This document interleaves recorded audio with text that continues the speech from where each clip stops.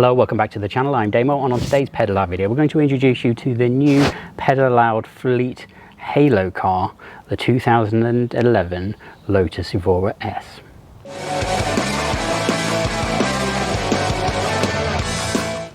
So there's lots been written about the Lotus Evora S, and if you are a fan of the channel and have been a subscriber for a while, you'll know that we've owned one of these before in laser blue.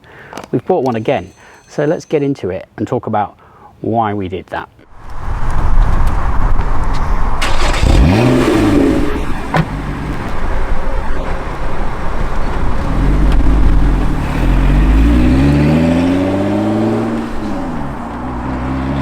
So why did we go back? Why did we buy another 2011 Lotus Evora S? It's basically the same car as before, except it isn't. This one's been very well maintained, not that my last one hadn't, but this one feels better made, better built than my other one. And I fell out with my other one, not because I fell out with the car as a whole, but that particular one just kept needing repair, kept letting me down. It was sort of bugging me. I think it had been tracked a lot. Look back on my past videos and I talk about that a lot more. Whereas this one's a lot more sorted. It's been very well cared for.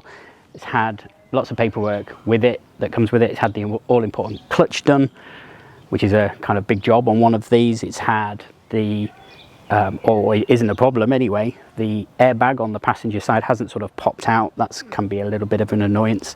The fit, trim and finish all around this car, considering it's kind of, you know, it's not a first generation Evora, but even in 2011, the build quality on some of these wasn't amazing, but this one feels really well screwed together. So much so, it's also featured in a magazine article. So the previous owner actually had it featured in a Specialist Lotus magazine. That's quite cool.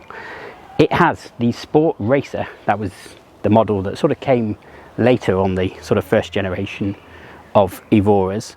Styling, I suppose, in terms of the black vinyl roof and the black vinyl along the bottom. It really sets this ardent red off. It contrasts beautifully and it basically looks like a sports racer, even though it isn't.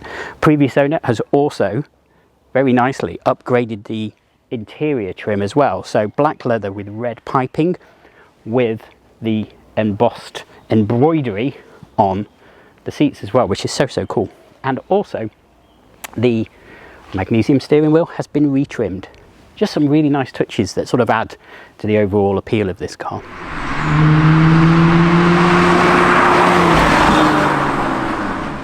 Is there anything wrong with it? It's a Lotus, right? It must be. Yeah, so my last Evora had things like this petrol flap wasn't fitted very well. It kind of never, always stuck up a little bit, had a little bit of a rattle in the boot. Catalytic converters broke, needed a new starter motor, and eventually when I did sell it, flashback. A catalytic converter, you can see the oxygen sensor down there. There is no catalytic converter mesh in there at all. It's destroyed the lot. This is the second-hand one we're putting on. You can see full of catalytic converter. There was a really weird rattle coming from the engine, but none of that is evident or present on this car, which is why I really like it. And me as an owner, as a person, I think I've matured a little bit more from owning it previously. Sort of come to the realization, had the 911, see the other videos on the channel where I discussed buying that and selling it rather quickly.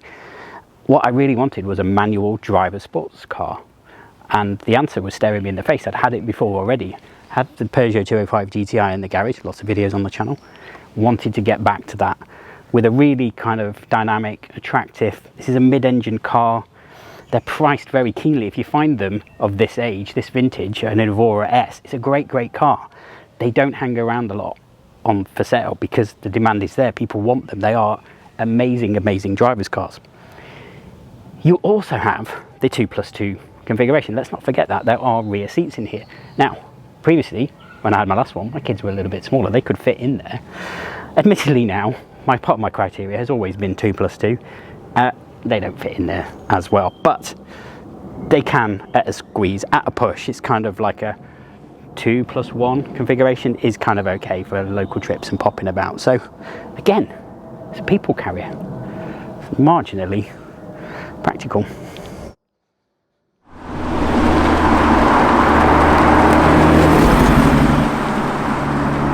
Well, maybe it's a maturity thing. The first editions, Mark 1, let's call them that, Evoras, the dash is very different to the subsequent cars, the sort of later, newer 400s. And I kind of like it. I wasn't that keen before, and it's a little bit cheesy, and you've got this kind of red dot matrix style display for your mileage, tyre temps, fuel, and that kind of thing. But when you think about it, and you can see the sun reflecting quite badly off them, I don't know, the more I've kind of driven this car and sort of accepted that an Evora needs to be part of my life, the more I think they are sort of concept car-y. They're the sorts of dials that, you know, you see that sort of binnacle in like a 90s kind of concept car, and I think that's kind of cool. And look at all this metal here. These buttons are beautifully crafted, TVR-esque almost. People forget about that. They're a bit oddly laid out, and you've kind of got to learn where they are because you can't see them, but still very good. Also, I have the premium pack on here, which means heated seats, an armrest, which I didn't have before. Heated seats in a Lotus and air conditioning and an armrest. Incredible. Let's not forget the 2+2 seats with an engine sort of in the middle.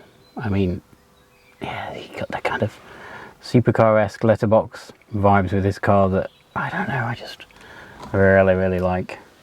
And you can see the beautiful red trimmed interior there. It's lovely. You get cruise control too on a Lotus. It's nothing special, just standard indicator speed, but nevertheless it's there. Premium pack accessory, leather in the boot. And the later cars got rid of the engine cover as well. They made a more attractive superchargers cover, so you didn't really need it, but that is just plastic. Mine was red in my old one, and apparently they never made red, and so it was presumably painted, but I think the silver in this one works with the red paint. There's already enough red on this car. So what am I going to do with this car? Am I going to modify it in any way? Apart from maybe modify the exhaust slightly, and there's lots of things you can do with the Evora exhaust. You can change the back box, you can change the headers off the engine where the catalytic converters are, which I had lots of problems with before. You can make them really, really, really loud, or kind of not so loud. There's lots of different companies that do it. I'm going to, because of all these different options that exist, I'm going to do a special dedicated video to answer all of the questions and understanding of how you can modify the Evora exhaust and what you can do. Lotus, from the sort of age of this car, I think beyond 2012, started to tweak with it themselves a bit, and the 400s, etc., they sound a lot more worthy of the styling that is beholden onto them, whereas these ones, they're a little bit quiet. It still feels very Toyota-y and a little bit too sewing machine-y for my liking. Don't get me wrong, it does rasp a little bit, but it just needs a little bit of extra something to bring it to life. So we'll get that done, I think.